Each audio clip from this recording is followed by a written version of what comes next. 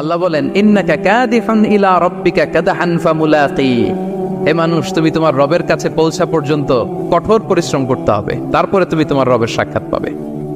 তার মানে এই দুনিয়াটা হচ্ছে পরিশ্রমের জায়গা। প্রিয় ভাইরা, এখানে পরিশ্রম না করলে সফলতার দেখা মিলে না। বাঁচতে হলে, সারভাইভ করতে হলে, টিকে থাকতে হলে আপনাকে পরিশ্রম করতে হবে। এই পৃথিবীতে কেউ কাউকে জায়গা করে দেয় না, এখানে জায়গা করে নিতে হয়। ঠিক কিনা বলেন? আপনি যদি পরিশ্রম করেন, পরিশ্রমে যে ঘাম ঝরে শরীর থেকে, পরিশ্রমের ঘামে জন্ম নেয় সফলতার বীজ। আপনি যখন হাড় ভাঙ্গা পরিশ্রম করবেন, এই পরিশ্রমের যে লোনা পানি বেরোবে, যে ঘাম বেরোবে, এই ঘামেই জন্ম নেয় সফলতার বীজ। এবং সফলতার কোনো শর্টকাট হয় না প্রিয় ভাইরা। অনেকে অল্পতে সফল হতে চায়, শর্টকাট খুঁজে, আছে না নাই? না, সফলতার জন্য আপনাকে লং কাটে যেতে হবে। ওখানে কোনো লিফট থাকে না, সিঁড়ি বেয়ে উঠতে হয়।